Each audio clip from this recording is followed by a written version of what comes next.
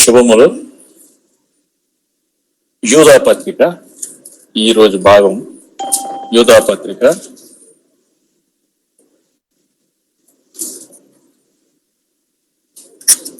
14వ వచనం నుంచి 19వ వచనం వరకు.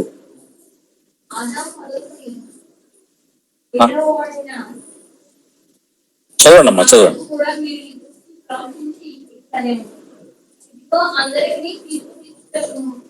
వారిలో భక్తిహీనంగా చేసిన వారి భక్తిహీన క్రియలన్నిటినీ భక్తిహీనులైన పాపులు తనకు విరోధంగా చెప్పిన కఠినమైన మాటలన్నిటినీ వారిని ఒప్పించుటను ప్రభువు తన వేవేల పరిస్థితుల పరివారంతో వచ్చిన వారు తమ దురాశల చుట్టూన నడిచి లాభము మనుషులు కొనియాడుచు తనకు వారిని తమ గతి కూర్చి నిందించి వారినే ఉన్నారు. వారి నోరు క్రమమైన మాటలు కలుగును.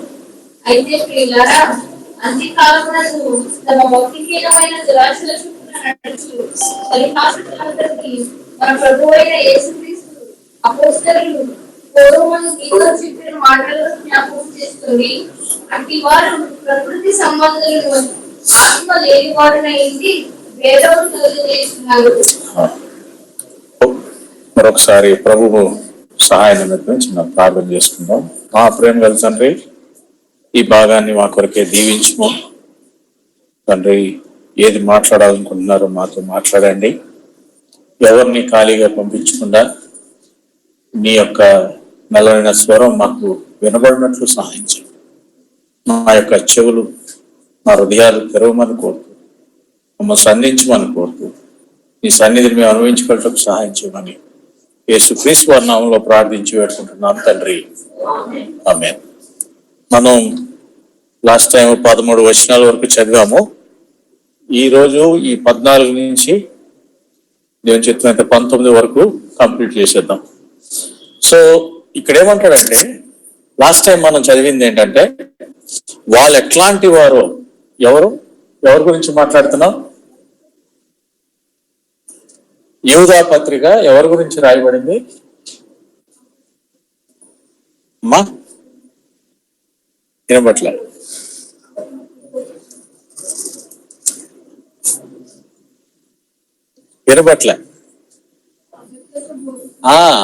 అబద్ధపు బోధకుల గురించి, ఫాల్స్ టీచర్స్.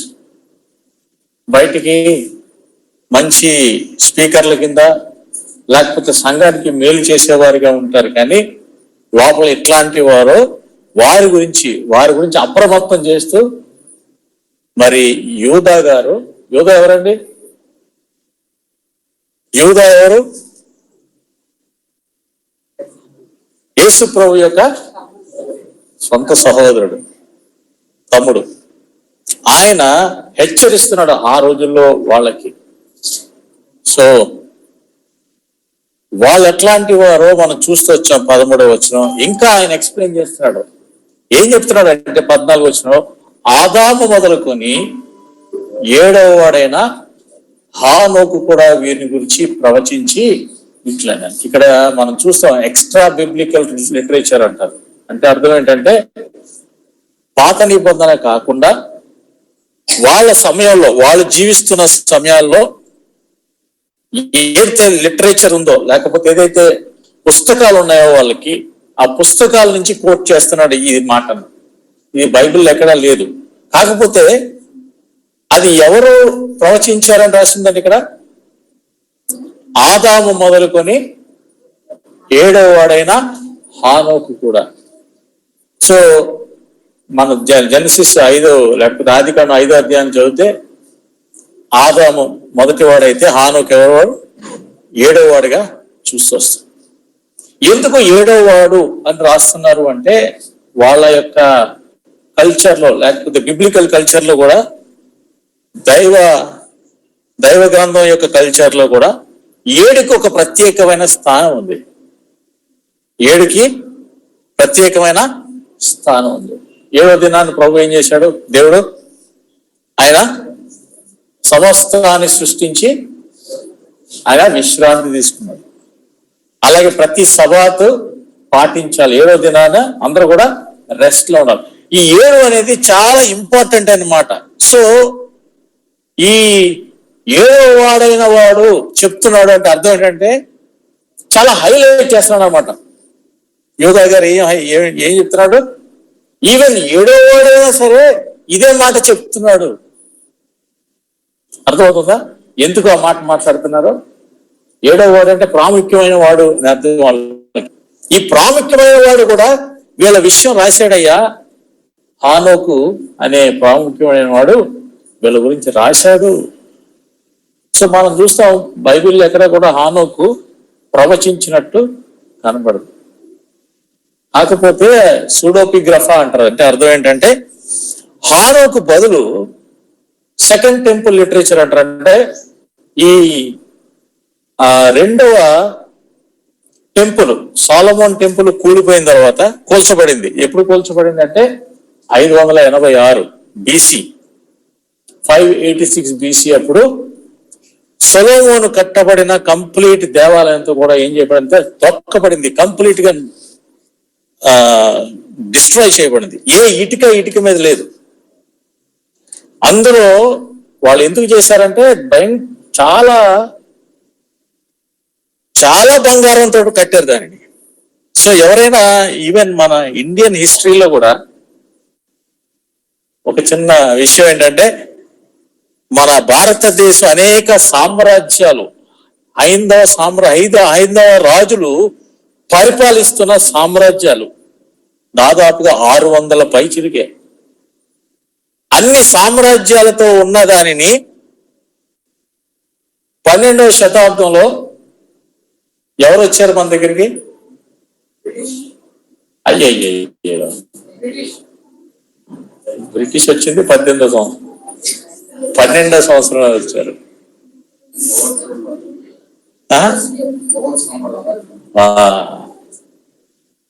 ముస్లిమ్స్ వచ్చారు పర్షియా నుంచి, ఇరాన్ నుంచి. వాళ్ళు మన మీదకి వచ్చారు. ఎందుకు వచ్చారనుకున్నారు? మన రాజుల దగ్గర, ఈ సామ్రాజ్య రాజుల దగ్గర మీరు వాళ్ళందరూ పూర్గా ఉండేవాళ్ళు. మన రాజుల దగ్గర, సామ్రాజ్యాల దగ్గర వీళ్ళు డబ్బులన్నీ వీళ్ళు ఏం చేసేవారు? దాచుకునేవారు. బంగారం రూపంలో, నాణ్యాల రూపంలోనో ఏం చేసేవారు? దాచుకునేవారు. టెంపుల్స్ లో దాచేవారు. టెంపుల్స్ అన్ని అందుకే చూడండి, పెద్ద పెద్ద టెంపుల్స్ చాలా చక్కగా బ్యూటిఫుల్ గా కట్టబడిన టెంపుల్స్ ఉంటాయి. వాటి పెట్టినంత అలంకరణ వాళ్ళ ఇళ్లలో ఉండేది కాదు. సో వాళ్ళు వచ్చి వాటిని దోచుకోవడానికి వచ్చారు మన దగ్గరికి. ఆ విధంగా భారతదేశం ముస్లిం యొక్క పరిపాలనలోకి వచ్చింది. అట్లాగే బైబిల్ దినాల్లో కూడా ఇశ్రాయేల్ రాజు సొలొమోన్ గారు ఏం చేశాడు? బంగారాన్ని అంతటినీ కూడా, ట్రెజర్ అంతటినీ, దావీదు అంతా, నేను ఒకసారి లెక్కేశాను లాస్ట్ వీక్, చాలా కొన్ని వేల టన్నులు బంగారాన్ని ఉపయోగించాడు మందిరం కోట. ఎప్పుడైతే ఆ అన్యరాజు వచ్చి పడగొట్టారో వాళ్ళకి కావాల్సింది ఏంటి? మొత్తం ఇటుకిని మొత్తం తీసి పడేశారు టెంపుల్ అంతా. ఈ పాడేసిన తర్వాత వీళ్ళందరినీ ఏం చేశారంటే చెరలోకి తీసుకెళ్ళిపోయారు, బబులోను చెరలోకి. తర్వాత బబులోను సామ్రాజ్యం పర్షియన్ కింగ్డమ్ అయిపోయింది. సో ఈ టైంలో ఈ సెకండ్ టెంపుల్, ఈ పర్షియన్ కింగ్ అప్పుడు ఏం చేశారంటే 2వ టెంపుల్ కట్టడానికి మళ్ళీ అందరు కలిసి, జెరుబ్బాబెలు అందరు కలిసి బయలుదేరి వచ్చారు. ఈ సెకండ్ టెంపుల్ అప్పుడు కట్టబడింది హగ్గయి టైంలో. ఈ సెకండ్ టెంపుల్ టైంలో ప్రజలు ఏం చేసేవారంటే పాతవారి పేరు పెట్టుకొని, పాతవారు ఒకవేళ ఈ టైంలో ఉండుంటే ఏ విధంగా వాళ్ళ ఆ దినాల యొక్క క్రియలు ఎలా రాస్తారు అనే ఉద్దేశాన్ని పెట్టుకొని అలాగా వాళ్ళ పేరుతోటి ఇక్కడ ఎవరో అనామకుడు రాసేవాడు. అట్లాగా హానోకు, బుక్ ఆఫ్ ఈనోక్, నా దగ్గర ప్రింట్ కూడా ఉంది, బుక్ ఆఫ్ ఈనోక్ అనే ఒక పుస్తకాన్ని రాశారు.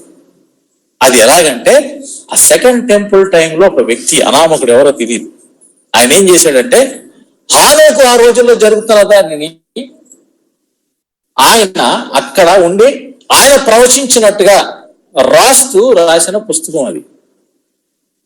అది చాలా పాపులర్ అయిపోయిన పుస్తకం.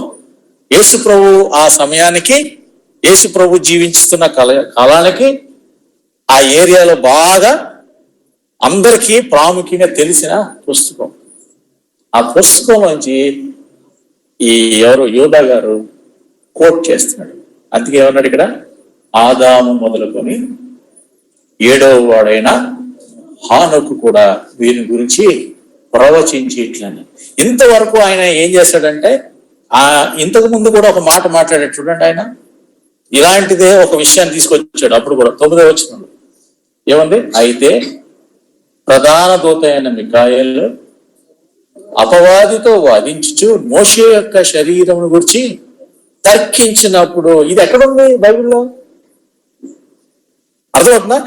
సో ఈ యోధా గారు ఏం చేస్తున్నాడంటే, వాళ్ళకి బాగా పరిచయమైన పుస్తకాల్లోంచి కొన్ని అంశాలను తీసుకొని ఆ అంశాలను వివరిస్తూ వీళ్ళు కూడా ఇలాంటి వాళ్ళ గురించి రాశారు అని చెప్తున్నారు. సో ఇది హానోకు రాసింది కాదు, కానీ హానోకు పేరున ఒక అనామకుడు రాసింది. కానీ ఆయన రాసిన దాంట్లో చాలా నిజం ఉంది. అందుకే ఈయన కోట్ చేస్తున్నాడు. ఏమని రాశాడంట, ఇదిగో అందరికీ తీర్పు తీర్చుటకును వారిలో భక్తిహీనులందరూ భక్తిహీనముగా చేసిన వారి భక్తిహీన క్రియలన్నింటినీ గూర్చి భక్తిహీనులైన పాపులు తనకు విరోధముగా చెప్పిన కఠినమైన మాటలన్నింటినీ గూర్చి వారిని ఒప్పించుటకు ప్రభు తన వేవేల పరిశుద్ధుల పరివారముతో ఈ మాటను గమనిస్తే ఈ యొక్క వచనం ఏదైతే ఆయన ఒక పుస్తకం తీసి రాశాడో, ఆయన ఎందుకు కోట్ చేసి ఉండొచ్చు అనే ఒక వెళ్తే, బైబిల్కి వెళ్లకుండా ఆయన బయటకి ఎందుకు కోట్ చేశాడు అని అనుకుంటే, ఈ వచనం దాదాపుగా ఒక 3 వచనాలు, బైబిల్లో 3 వచనాలని కండెన్స్ చేసేసి లేకపోతే క్లుప్తపరిచి ఒకే సెంటెన్స్ లో వచ్చేటట్టు రాసిన మాట అన్నమాట. అదేంటో చూద్దామా? చూడండి, ఇర్మియా 25, ఇర్మియా 25వ అధ్యాయం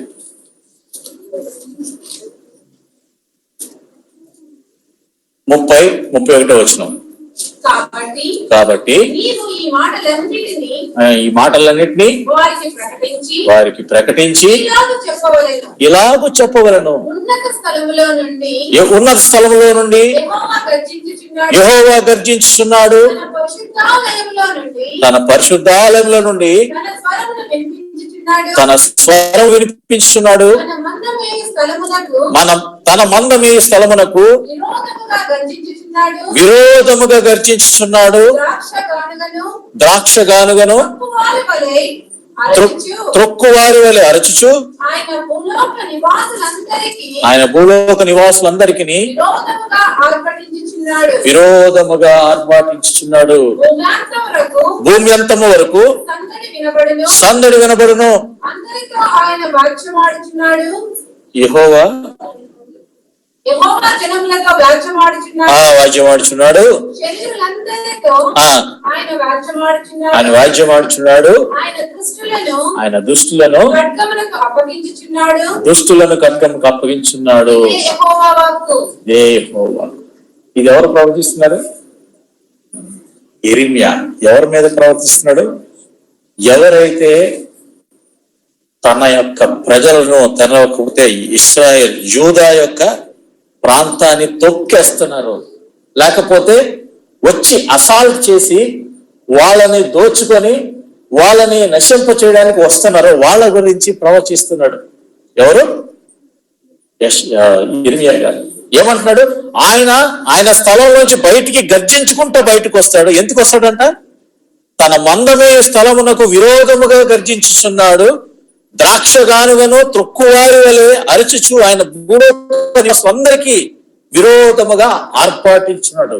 చూడండి, ఇక్కడ కూడా అదే రాసింది. ఏముంది ఇక్కడ? ఏముంది? ఇదిగో అందరికీ తీర్పు తీర్చుటకును. వారిలో భక్తిహీనులందరూ భక్తిహీనముగా చేసిన వారి భక్తిహీన క్రియలన్నిటిని గురించి. సో ఇట్లాగా ఇంకొక వచనం చూపిస్తాను చూడండి. జకర్యా 14:5. జకర్యా 14:5. కొండల మధ్య కనబడు లోయ అజీలు వరకు సాగగా మీరు ఆ కొండ లోయలోనికి పారిపోదురు.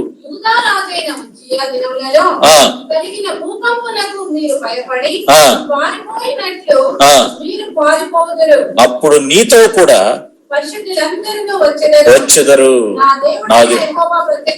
అప్పుడు నీతో కూడా పరిశుద్ధులందరూ, ఈ హోలీ వన్స్ అని ఉంటది, పరిశుద్ధులందరూ. ఇక్కడ అదే మాట ఉంది. ఏముంది చూడండి, ఆఖరి వచనం యూదాలో లాస్ట్ 16లో లాస్ట్ వచ్చి 15 ప్రభువు తన వేవేల పరిశుద్ధుల పరివారముతో వచ్చు.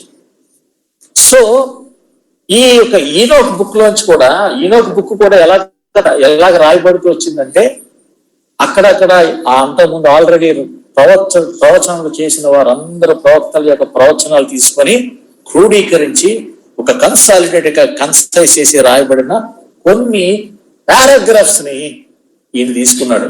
ఎవరు? యోధా గారు తీసుకొని చెప్తున్నాడు. ఆయన వస్తున్నాడు, ఇలాంటి వారిని దేవుడు వదిలిపెట్టడు. ఇలాగా అబద్ధపు బోధ చేసేవారిని, బయటికి దేవుని మాటలు చెప్తూ లోపల చేస్తున్న అకృత్యాలు కలిగిన వారందరినీ కూడా ఆయన వదిలిపెట్టేవాడు కాదు. ఆయన ఒకరోజు వస్తున్నాడు. దేనికోసం వస్తున్నాడు? వాళ్ళందరికీ తీర్పు తీర్చుటకు. ఏమేమి తీర్పు తీర్చాడండి? మూడు విషయాలు రాశాడు అక్కడ. ఏమని రాశాడు? వారిలో భక్తిహీనులందరూ భక్తిహీనముగా చేసిన వారి భక్తిహీన క్రియలన్నిటిని గురించి, భక్తిహీనుల పాపం తనకు విరోధంగా చెప్పిన మాటలన్నిటిని, కఠినమైన మాటలు. అంటే వీళ్ళు ఏం చేశారంటే, క్రియలు చేయడమే కాకుండా విరోధంగా, దేవుడికి విరోధంగా భక్తిహీనంగా మాట్లాడుతూ వచ్చారు ఈ యొక్క అబద్ధ ప్రవక్తలంతా కూడా. వాళ్ళ మీద ఆయన తీర్పు తీర్చడానికి వస్తున్నాడు. ఇంకొకటి ఒక మాట ఉంది ఇక్కడ, జాగ్రత్తగా అబ్జర్వ్ చేయండి. ప్రభువు అనే మాట కొద్దిగా పెద్ద అక్షరాలతో రాయబడింది. నీకు రాయబడిందా?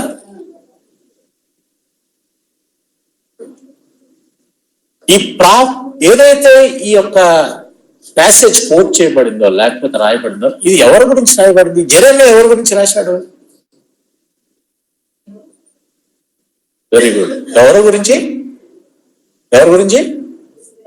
యెహోవా గురించి రాశాడు.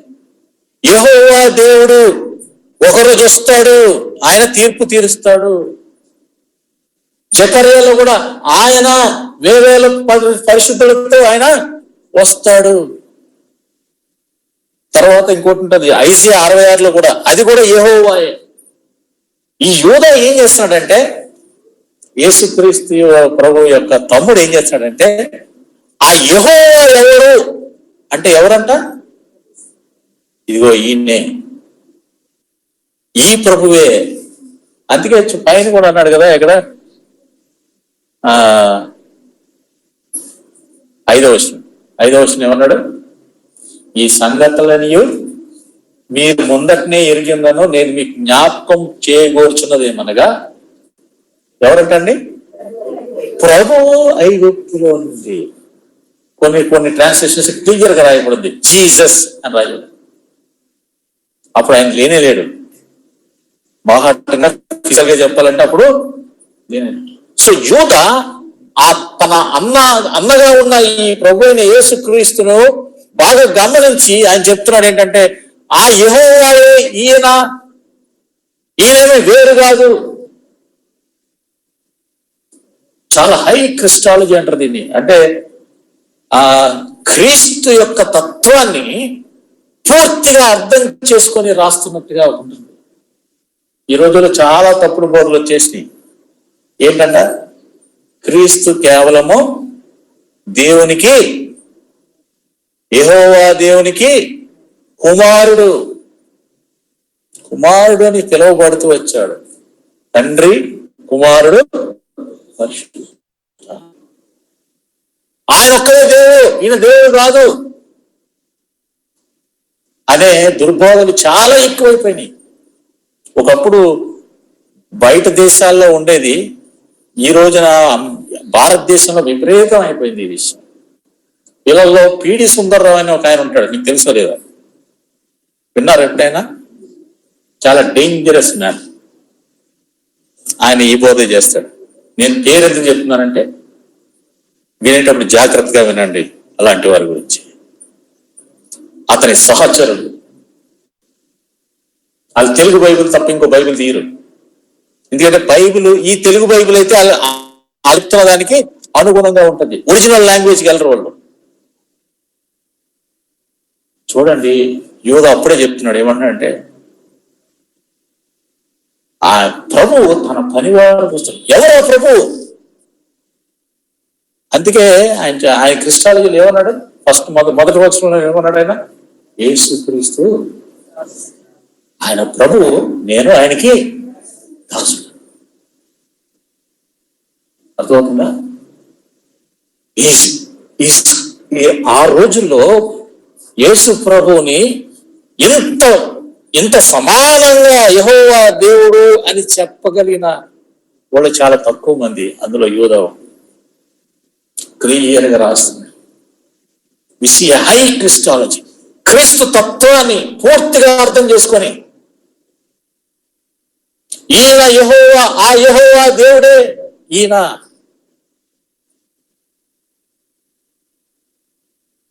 కాబట్టి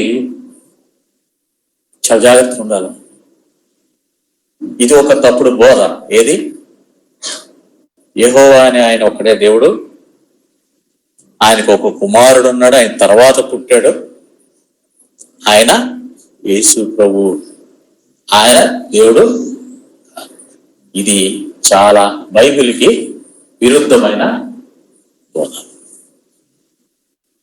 దేవుడు యేసు ప్రభు ఉన్నాడు, తండ్రి అయిన దేవుడు ఉన్నాడు, పరిశుద్ధాత్మ, మూడు వ్యక్తులు, వేరు వ్యక్తులు, ముగ్గురు యొక్క తాత్పర్యం లేకపోతే ఎసెన్స్ అంటారు. ఎసెన్స్ మాత్రం ఒకటే, అదే దైవత్వము. ఇది త్రిత్వం యొక్క బోధ. సో ఎవరు? యూదా గారు ఆ మాట చెప్తున్నాడు.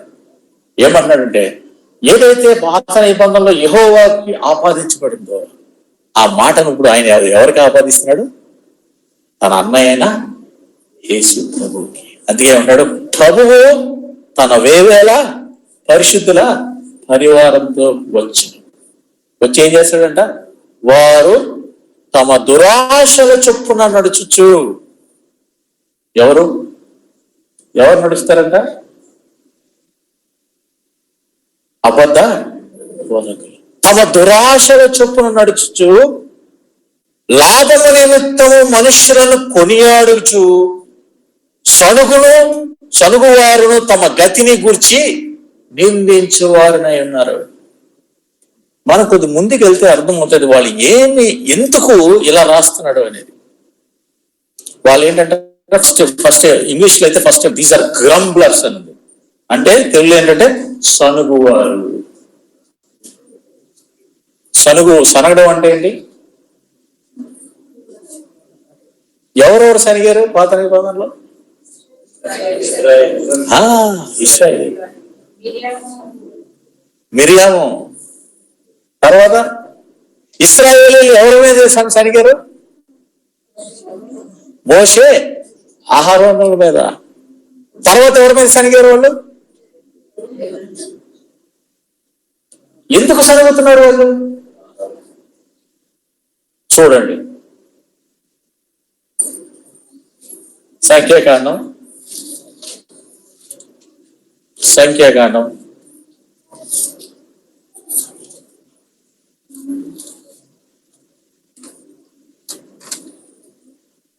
14 అధ్యాయం.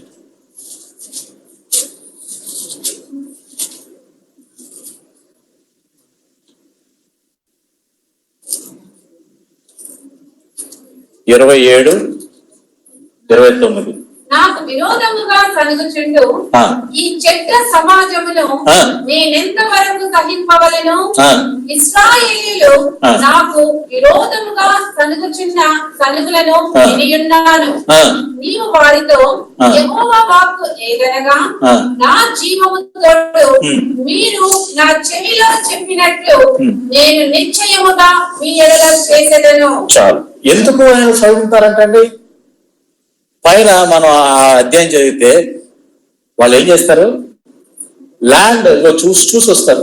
వేగులు వాళ్ళు ఏం చేస్తారు? వెళ్ళి చూసి వస్తారు. అయ్యా అక్కడ అందరూ జైంట్స్ ఉన్నారు, మనం ఏమి కూడా వాళ్ళని ఓడించలేము, మనం వాళ్ళకి ఏమైపోతాం, మనం వాళ్ళ జోలిలో మనం ఓడిపోతాం అనేటప్పటికి ఆ వార్తను విని వీళ్ళందరూ ఏం చేశారు? చదువుతున్నారు. ఎవరితో చదువుతున్నారు? ఐగుప్తులోంచి అద్భుతమైన కార్యాలు చేసి సముద్రాన్ని విడదీసి పాయలుగా చేసి అందులో ఎండిన నేల మీద నడుచుకుంటా వచ్చి తినడానికి తిండి లేకపోతే మన్నా కురిపించి, నీళ్ళు లేకపోతే నీళ్ళు ఇచ్చి, ఎడారి ఎలా ఉంటుందండి? అక్కడ నీళ్ళు వచ్చినాయండి వాళ్ళకి కొండలోంచి. ఇంకో దగ్గర రాస్తాడు, కొరింథీయులు రాసిన పత్రికలో అయితే ఆ బండ వాళ్ళని వెంటాడుతూ వచ్చిందంట. అంటే అర్థం ఏంటి? వాళ్ళు ఎక్కడికి వెళ్తే అక్కడ బండ కనబడుతుంది. ఆ బండ దగ్గరికి వెళ్ళి నీళ్ళు, ఇంత మిరాకిల్స్ చూసి కూడా ఈ ఏగిన వారు వెళ్ళి చూసి చెప్పిన దాన్ని బట్టి వీళ్ళు ఏం చేస్తారు? ఎవరి మీద? యెహోవా మీద. సో యూదా ఈ అబద్ధ ప్రవక్తల్ని ఇలాంటి వారితో పోలుస్తున్నాడు. ఎవరితో పోలుస్తున్నాడు? దేవుడి మీదే వీళ్ళు ఏం చేస్తారట? సణుగుతారట. అంటే అదేంటి? They don't believe. దేవుని యొక్క మాట మీద వాళ్ళకి ఏ విధమైన నమ్మకం లేదు. ఆయన చేస్తాడు అనే నమ్మకం పూర్తిగా కూడా వాళ్ళకి. తర్వాత ఇంకో మాట ఉంది, ఏమంటాడు? తమ గతిని గూర్చి సనుగువారును తమ గతిని గూర్చి నిందించి వాళ్ళు ఏం చేస్తున్నారు? ఇక్కడ వాళ్ళు ఏమంటున్నారు? మేము ఇక్కడ ఉండడానికి అవసరం ఏంటి? అదేదో ఐగుప్తులో చచ్చిపోయే వాళ్ళం కదా, ఇదేం గతి మాకు అంటే వాళ్ళ ఫార్చ్యూన్. లేకపోతే అరే మా జీవితం ఎలా అయిపోయిందండి, మా జీవితానికి కారణం ఎలా అయిపోవడానికి కారణం నువ్వే అని ఆయన మీద ఏం చేస్తున్నారు? సనుగుతున్నారు. వాళ్ళలో తృప్తి లేని జీవితం.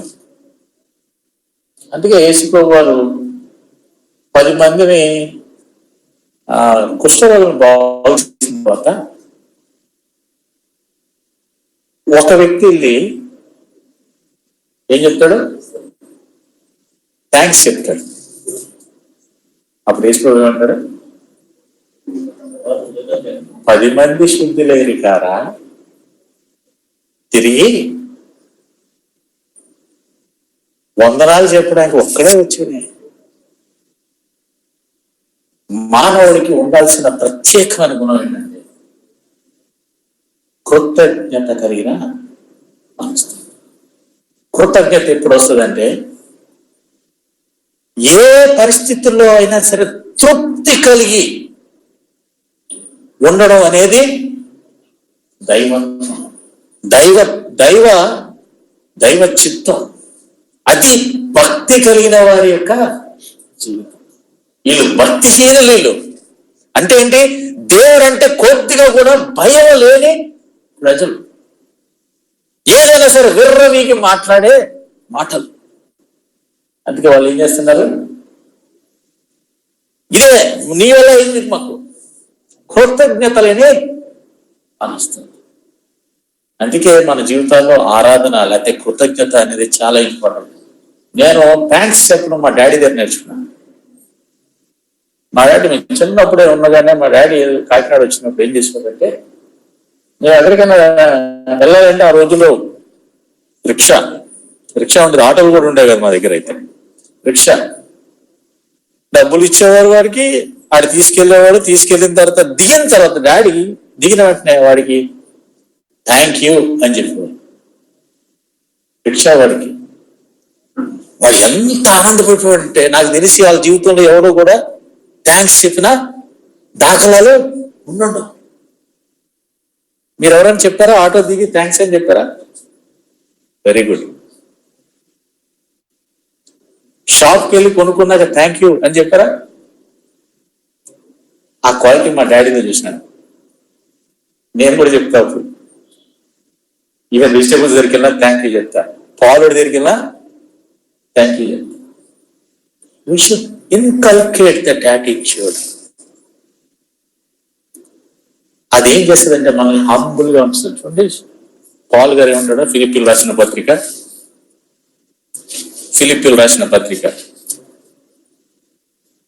4వ అధ్యాయం 11, 12, 13. నాకు కొదువ కలిగినందున నేను ఇలాగ చెప్పట్లేదు. నేనే స్థితిలో ఉన్నానో ఆ స్థితిలో సంతృప్తి కలిగి ఉన్నా. ఇది దైవజనుడైన పౌలు గారు చెప్తున్న మాట. ఆయన యథార్థమైన బోధకుడు, అబద్ధ బోధకుడు కాదు. యథార్థమైన బోధకుడు తనకున్న పరిస్థితిలో ఏం చేస్తాడు? సంతృప్తి కలిగిన జీవితం. ఇంకా ముందుకెళ్తే ఏమంటాడు?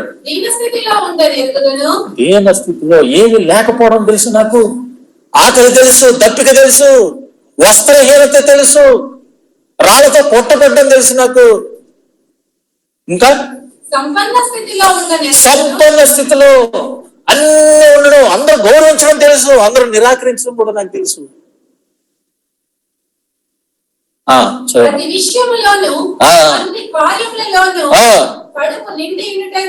ఆకలి కొనుక ఉంటాను, సమృద్ధి కలిగి ఉంటాను, లేమి ఉండుటాను చూసుకోండి నేర్చుకున్నాడంట. He learned it. ఇది యథార్థమైన బోధకుడు లేకపోతే నిజమైన బోధకుడు యొక్క జీవితం. దానికి వ్యతిరేకంగా ఈ అబద్ధ ప్రవక్తలు ఎలా ఉంటారంట?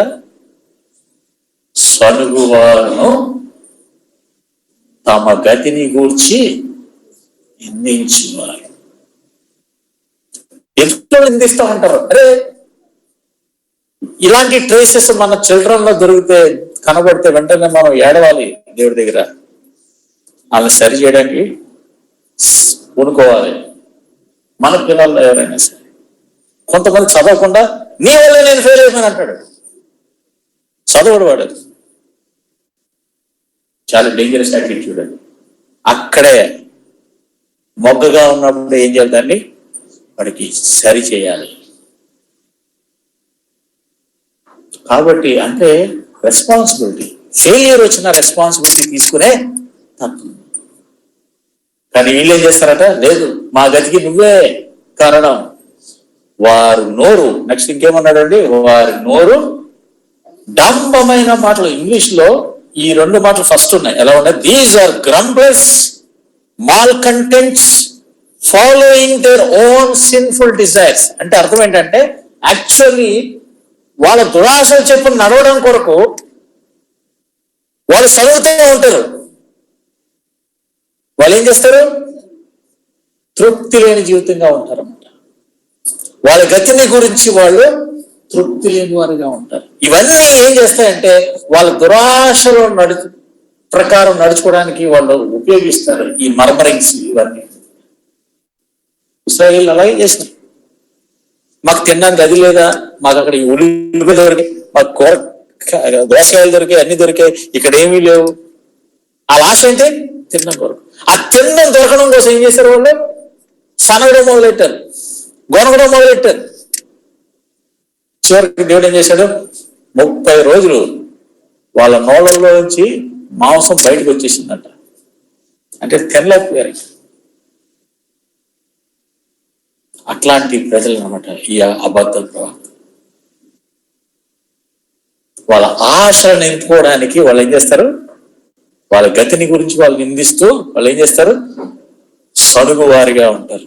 తర్వాత ఏమన్నాడంటే, they are loud mouth boasters showing favouritism to gain advantage. అంటే ఎదుటి వారిని ముఖస్తుతి చేస్తూ ఉంటారంట. వాళ్ళు ఏం చేస్తారట? ముఖస్తుతి చేస్తూ ఉంటారంట. చాలా జాగ్రత్తగా ఉండాలి మనం. ఎవరైనా మనల్ని పొగుడుతుంటే అంటే అప్రమత్తం అవ్వాలి. మన యాటిట్యూడ్ ఫస్ట్ ఎలా ఉంటుందంటే, పొగుడుతుంటే వాళ్ళని మెచ్చుకుంటాం, పొగుడుతుంటే వాళ్ళని ఇష్టపడతాం. కానీ ఈ అబద్ధ ప్రవర్తన యొక్క ట్రీట్, వాళ్ళ యొక్క ఆలోచన సరళి లేక వాళ్ళ యొక్క బిహేవియర్ ప్యాటర్న్ ఎట్లా ఉంటుందంటే, ఎవరి వల్ల అయితే వాళ్ళకి లాభం కలుగుతుందో ఆ లాభం పొందడం కొరకు ఏం చేస్తారంటే ముఖస్తుతి చేస్తారు. మన తెలుగులో ఏమంటారంటే, మా దగ్గర ఉన్న లాంగ్వేజ్ మొలగ చెట్టు ఎక్కిస్తున్నారంటారు. అంటే ఏంటి మొలగ చెట్టు అంటే తెలుసు కదా? అది ఎక్కిస్తే టక్కని పైనుంచి కింద పడే అట్లాంటి మనుషులు వీళ్ళు. సో వీళ్ళ కొరకు ఆయన తీర్పు తీర్చడానికి ఒకరోజు వస్తున్నాడు ఆయన. అలాంటి వారు వీళ్ళు. ఇంతకీ ఏం చేశారని వీళ్ళకి ఎంత తీర్పు? ఏం అబద్ధపు బోధ చెప్తున్నారు వీళ్ళు అసలు? చూడండి 17వ వచనం. అయితే ప్రియులారా, అంత్యకాలమునందు తమ భక్తిహీనమైన దురాశలు చెప్పున నడుచు పరిహాసకులు ఉందరని మన ప్రభువైన యేసుక్రీస్తు అపోస్తులు పూర్వముందు మీతో చెప్పిన మాటలు జ్ఞాపకము చేసుకునడి. అట్టి చూడండి ఏమంటారంట? వాళ్ళు పరిహాసం చేస్తారట. వాళ్ళు ఏం చేస్తారట? పరిహాసం. ఈ మాట అర్థం చేసుకోవాలంటే 2 పేతురు 3వ అధ్యాయం. 2 పేతురు 3వ అధ్యాయం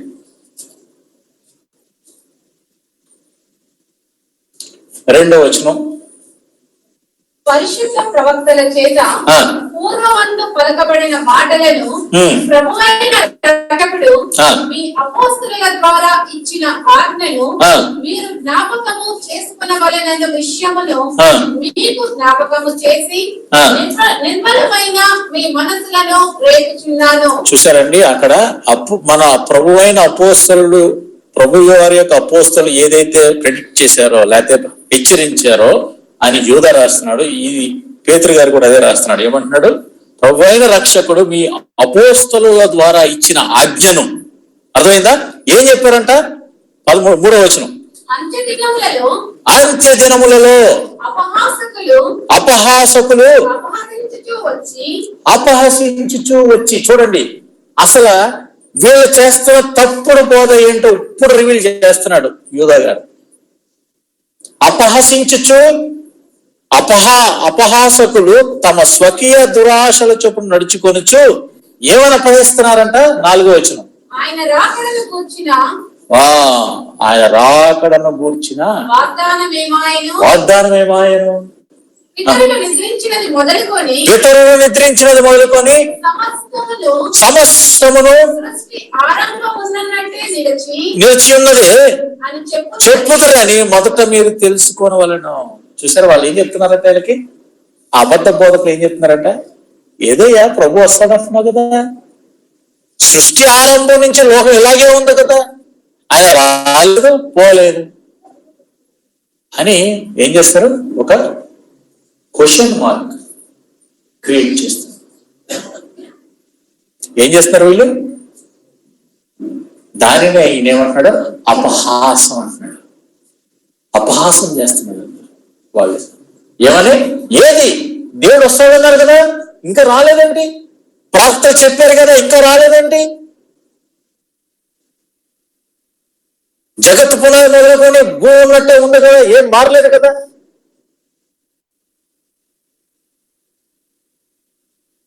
తర్వాత ఏమన్నాడు? తర్వాత నుంచి ఆయన సమాధానం చెప్తారు, పేతురుగా సమాధానం చెప్తారు. అంటే ఇక్కడ మనం అర్థం చేసుకోవాల్సింది ఏంటంటే, ఈ అపహాస్యం ఏం చేస్తున్నారంటే, ఆయన ఎక్కడ వస్తాడు? ఆయన రాడు. ఆయన వచ్చేది ఏం లేదు. ఇన్ని సంవత్సరాలు, ఇన్ని వేల సంవత్సరాల నుంచి ఇప్పుడు భూమి నడుస్తుంది కదా, అలా నడుచుకుంటా పోతుంది అంతే. కాబట్టి మనం ఏదన్నా చేసేయచ్చు. ఏం చేయొచ్చు? మనం ఎంత దురాశనా చెయ్యొచ్చు. మన దురాశలు చెప్పిన మనం నడుచుకోవచ్చు. మన ఇష్టానుసారమైన జీవితం జీవించవచ్చు. అపవిత్రంగా బ్రతకొచ్చు. ఆయన ఏమి రాడు.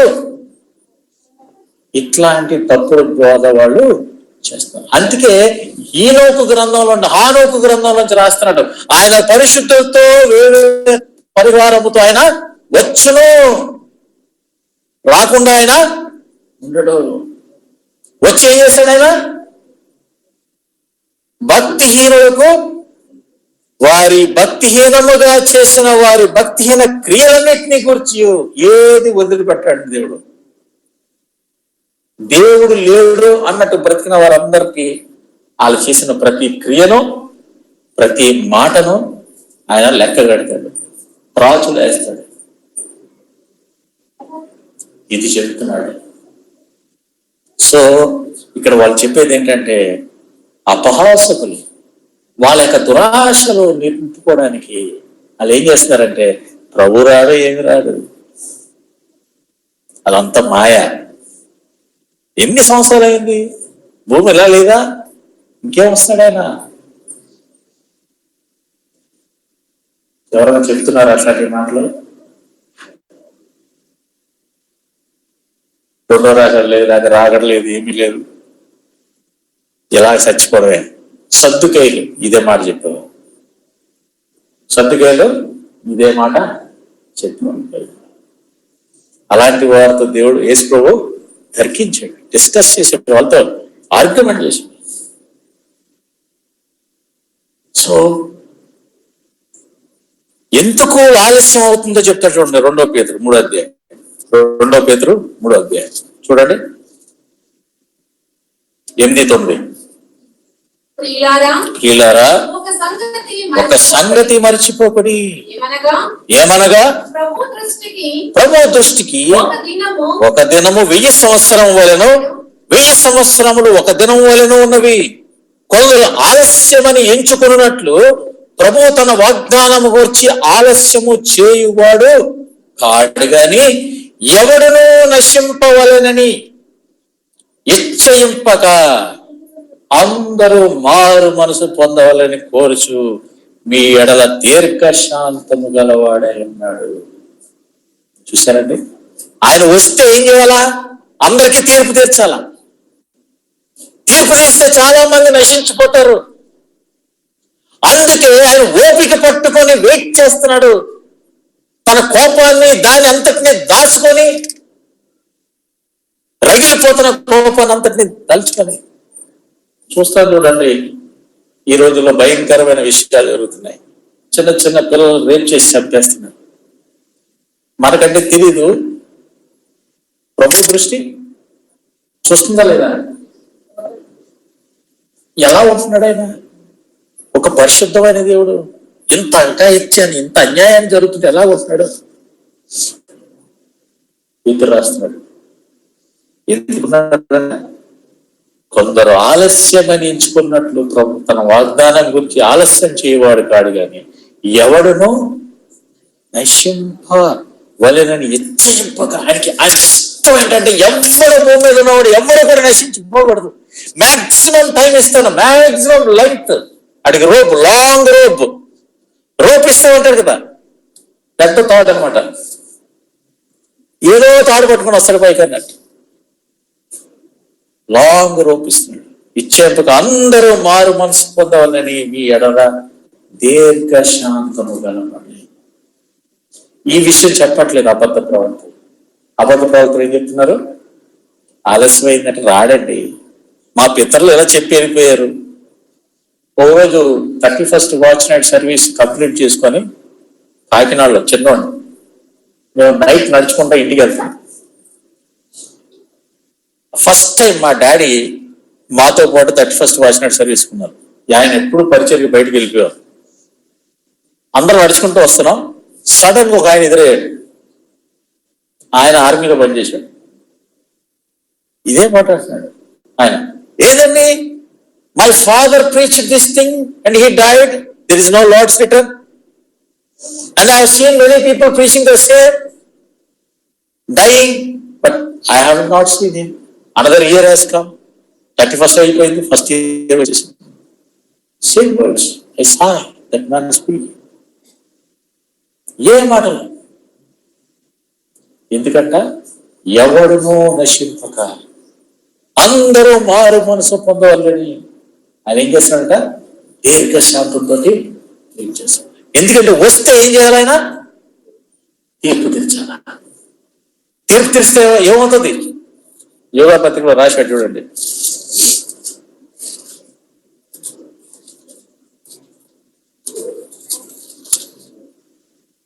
వారిలో భక్తిహీనులందరూ భక్తిహీనముగా చేసిన వారి భక్తిహీన క్రియలన్నింటినీ గూర్చి, భక్తిహీనులైన పాపులు తనకు విరోధం చెప్పిన కఠినమైన మాటలన్నిటి గురించి వారిని ఒప్పించుటకును ఏం చేస్తాడట? కన్విక్ట్ చేస్తాడు. కన్విక్ట్ అంటే అర్థం ఏంటంటే, ఎస్ నువ్వు ఈ తప్పు చేసావు అని చెప్పేసి వాళ్ళని అని చూడండి, కోర్టు నిర్ధారిస్తుంది కదా, నువ్వు తప్పు చేశావు అని, నువ్వు క్రిమినల్ అని నిర్ధారిస్తుంది కదా. క్రిమినల్ అని నిర్ధారించిన ఏం జరుగుతుందో మనం చూస్తాం తర్వాత. కాబట్టి ఆ రోజుల్లో వాళ్ళకున్న తప్పుడు బాధ ఏంటంటే, ఎక్కడ వస్తాడు, మన పితరులు ఉన్నారు, అంతకుముందు పితరులు ఉన్నారు, అందరూ వస్తారు వెయిట్ చేశారు, ఎప్పుడు రాలే, ఇప్పుడు కూడా రాడు. కాబట్టి పాపం చేద్దాం పదండి, రండి మన ఇష్టానుసారంగా నడుచుకుందాం. ఈ తప్పుడు బోధ ఆ రోజుల్లో వెళ్తుంది. ఈ రోజుల్లో మన దగ్గరికి వచ్చే తప్పుడు బోధలు ఒక వేరే ఏమంటారంటే ఫామ్తో వస్తున్నాయి. ఎలా అంటే, ప్రభువు కాదు, యేసు ప్రభు దేవుడు, ఆయన దేవుని కుమారుడు మాత్రమే. ఇది ఇంకా డేంజరస్. ఇందులో తప్పు కనబడదు. 4-5 వచనాలు తెలిసి చూపిస్తారు. కానీ దైవత్వాన్ని, దేవుని యొక్క దైవత్వాన్ని మనం తీసిపడేస్తాం. దేవుని మీద విశ్వాసాన్ని చూడండి. హెబ్రీయులు రాసిన పత్రిక, లాస్ట్ గా క్లోజ్. హెబ్రీయులు రాసిన పత్రిక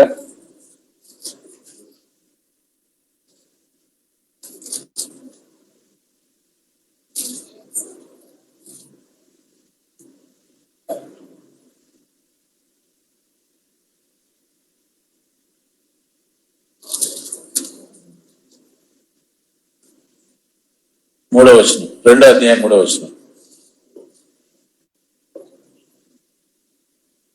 ఇంత గొప్ప రక్షణను మనము నిర్లక్ష్యము చేసినలా ఎలాగో తప్పించుకుందాము. అట్టి రక్షణ ప్రభు బోధించు చేత ఆరంభమై దేవుడు తన చిత్తానుసారంగా సూచక్రియల చేతను, మహత్కార్యం చేతను, నానా విధమైన అద్భుతముల చేతను, వివిధమైన పరిశుద్ధాత్మ వరములను అనుగ్రహించు చేతను వారితో కూడా సాక్ష్యం ఇచ్చుచుండగా వినిన వారి చేత మనకు దృఢపరచబడిన. అంటే అర్థం ఏంటంటే,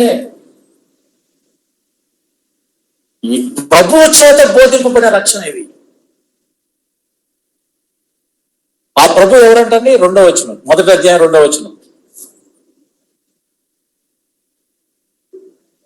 3-4 తెలుగులో 3-4. ఆయన దేవుని మహిమ యొక్క,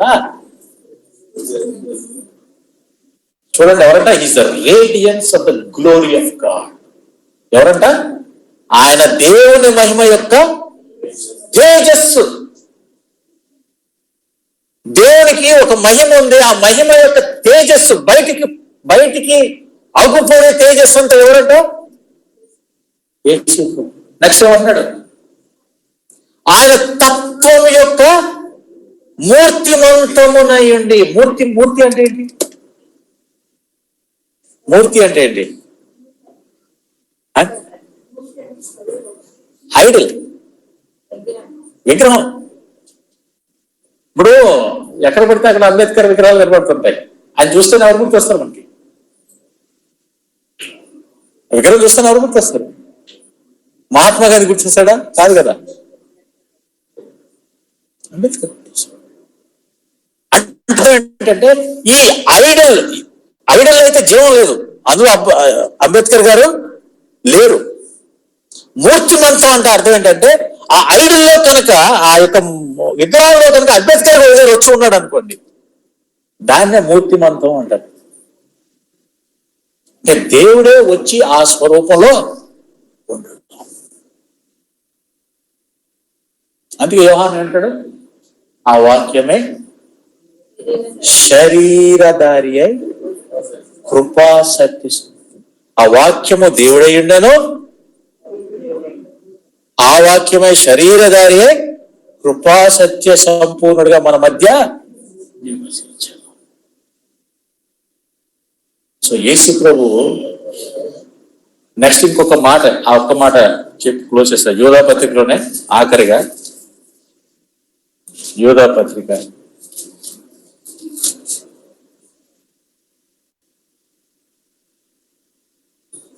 ఆఖరి లైన్ చూడండి.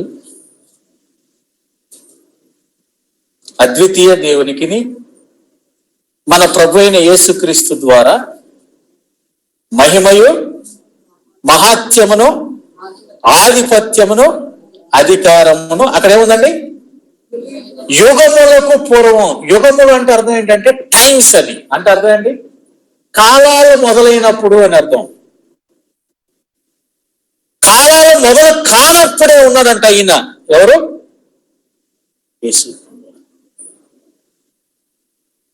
సో తండ్రి అయిన దేవుడు, కుమారుడైన యేసుక్రీస్తు, పరిశుద్ధాత్మ దేవుడు,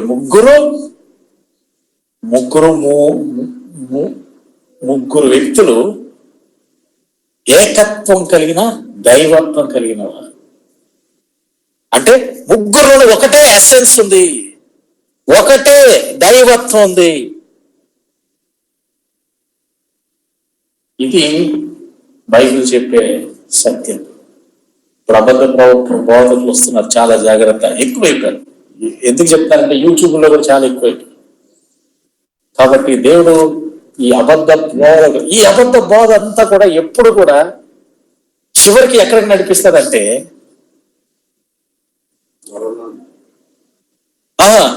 సొసైటీని డికే చేసేస్తుంది, అంటే భ్రష్టు పట్టించేస్తారు సొసైటీని. నేను ఒక సింపుల్ ఎగ్జాంపుల్ హిస్టారికల్ గా చెప్తాను. హిస్టారికల్ గా ఎప్పుడైతే ఈ త్రియేక దేవుడు లేకపోతే త్రిత్వాన్ని అపోజ్ చేసే ఇంకొక గ్రూప్ ఉంది, దాన్ని యూనిటేరియన్ అంటారు. అంటే అర్థం ఏంటంటే వాళ్ళ దృష్టిలో ఓన్లీ యెహోవా ఒక్కడే దేవుడు.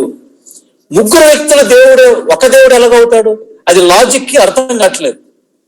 కాబట్టి ఇది లాజిక్ కి నాన్ సెన్స్. కాబట్టి ఇది కాదు, ఒకడే దేవుడు, ఆయన యెహోవా దేవుడు. వాళ్ళనే యూనిటేరియన్ అంటారు. ఆ యూనిటేరియన్ అనే ఆయన ఆ గ్రూప్ ఎప్పుడైతే అమెరికాలో యూనివర్సిటీస్ కి వైస్ ఛాన్సలర్స్ అయ్యారో, లేకపోతే ఛాన్సలర్స్ అయ్యారో, అప్పటి నుంచి అమెరికా యొక్క ఎడ్యుకేషన్ అంతా కూడా పతనం అయిపోతూ వచ్చింది. ఎప్పుడైతే త్రిత్వం కలిగిన వాళ్ళ యొక్క అండర్స్టాండింగ్ ని పక్కన పెట్టేసి, నాకు లాజిక్ కావాలా, లాజిక్ ప్రకారం నేను చదువుతాను, లాజిక్ ప్రకారం నాకు దేవుడు అర్థం కావాలా అంటూ లాజిక్ తో ఫాలో అవుతూ వచ్చిన గ్రూప్ ఎప్పుడైతే వచ్చిందో, వాళ్ళ ఎడ్యుకేషన్ ని క్యాప్చర్ చేశారు అమెరికాలో. ఈ రోజున అమెరికా ఎడ్యుకేషన్ పాలసీ ఎలా ఉందంటే, అక్కడికి వెళ్ళిన తర్వాత ఒకరోజు నేను మగవాడిని అయి ఉండొచ్చు, రెండో రోజు నాకు కనుక నేను ఆడదాన్ని పిలిస్తే నేనేమంటాను? నేను ఆడదాన్ని అయిపోతాను. అక్కడ మగవాడు ఆడవాళ్ళనే డిఫరెన్స్ మాట్లాడకూడదు దాని గురించి. ఎందుకు? మరి అక్కడ లాజిక్ ఏమైంది? ఏ లాజిక్ గురించి అయితే దేవుని నువ్వు విసర్జించావో ఆ లాజిక్కే నిన్ను ఎంత ఫూలిష్ గా నడిపించిందంటే మగవారికి ఆడవారికి తేడా చదువు అయిపోయింది. అంత భ్రష్టత్వానికి తీసుకెళ్ళిపోయింది ఆ యొక్క తప్పు. స్థిరత్వాన్ని వాళ్ళు వదిలిపెట్టిన కారణం. ఎప్పుడు కూడా సత్యాన్ని కనుక మనం వదిలేస్తే సొసైటీ కుళ్ళు పట్టేస్తుంది. కాబట్టి ప్రియులారా, చాలా ఇంపార్టెంట్ అయిన విషయం, మన ప్రభు ఎవరు? దేవుడు, యుగములకు పూర్వం ఉన్న దేవుడు. ఆయన మధ్య 2000 సంవత్సరాల క్రితం వచ్చిన దేవుడు కాదు. యోధ అందుకే ఉన్నాడంటే యేసుక్రీస్తు ఏమన్నాడు? యోధ పరిచయం చేసినప్పుడు యేసుక్రీస్తు యొక్క దాసుడు. I'm not age brother, I cannot equal my self. దేవుడు అట్లాంటి అండర్స్టాండింగ్ లో మనందరినీ నింపును కాక.